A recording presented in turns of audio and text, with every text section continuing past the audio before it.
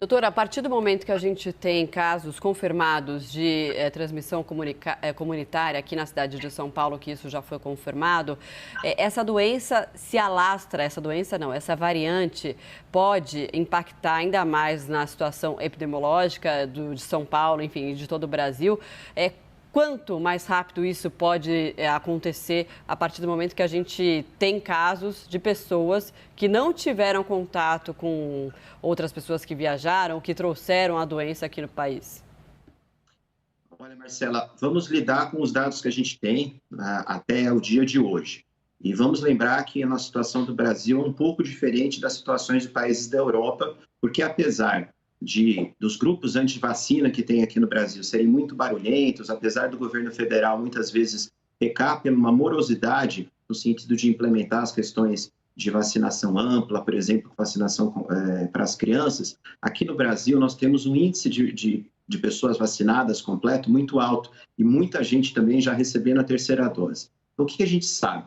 Que a variante Ômicron ela é extremamente mais transmissível do que aquela anterior, que já era um grande problema, que é a Delta. E também já era muito mais transmissível que a variante original que veio de Wuhan.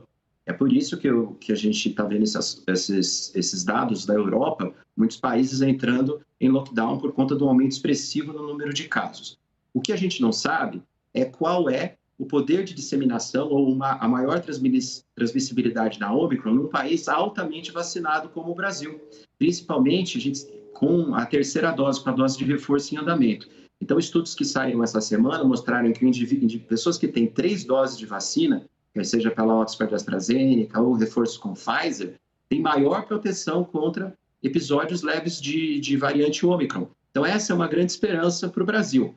Nós sabemos que a Ômicron vai predominar, isso não há dúvida nenhuma, ela já tem esse padrão de predominância na África, isso também está acontecendo na Europa, isso também vai acontecer no Brasil.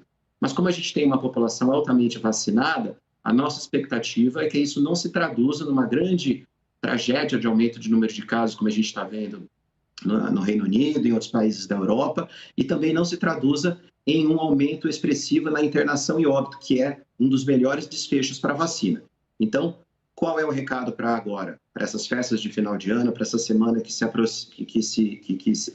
festas que está chegando. As pessoas façam o esquema vacinal o mais rápido possível, atualizem. Se você não tomou a terceira dose, veja se você já está apto a tomar. O governo brasileiro antecipou para 4 meses a dose de reforço. Quem ainda não se vacinou, precisamos deixar muito claro o benefício, iniciar esse processo ou completar a segunda dose e, é lógico, evitar, de qualquer forma, a aglomeração sem uso de máscara, principalmente fora do ambiente domiciliar, fora do seu ambiente familiar. Doutor, gostaria de reforçar então esse último ponto que você tocou aí em relação ao impacto da nova variante no Brasil diante de um cenário positivo que a gente tem aqui em relação à vacinação. Vacinação bastante avançada, cerca ali um pouquinho menos, né, de 70% das pessoas imunizadas com 2 doses. Diante desse cenário, as pessoas tomando então a dose de reforço, a terceira dose, a gente pode ter um impacto menor, ou seja, a gente não vai ter casos, por exemplo, mais graves que lotem o sistema de saúde. Claro que não dá para prever com toda a certeza do mundo, né? Mas, né, diante do que a gente tem de informação, a gente pode prever uma situação um pouco mais tranquila? Essa é a expectativa das sociedades científicas, das sociedades médicas. Como o Brasil é o país do Zé Gotinha, como está no nosso DNA a questão da vacinação, e apesar desse discurso irracional anti-vacinas existir, mas ser barulhento, não ser efetivo, porque o brasileiro entende a necessidade, o brasileiro se vacina, a nossa expectativa é que nós não tenhamos um cenário tão importante de transmissão e de aumento de internação como está acontecendo em países da Europa. Vou citar especificamente a Holanda, que é um país que realmente está tendo problemas graves com o aumento do número de casos, a Alemanha também, e eles não têm o mesmo índice de cobertura nosso. Um outro fator positivo do Brasil é que a nossa vacinação é mais recente. Então, você citou aí quase 70% das pessoas com 2 doses, e isso aconteceu no momento mais próximo. Então, a imunidade ainda está em vigência, nós ainda temos anticorpos neutralizantes. A exemplo do que aconteceu, Marcela, com a variante Delta. O mundo inteiro, ou grande parte dos países, Estados Unidos, muitos países da Europa, até mesmo Israel, sofreu muito com a variante Delta.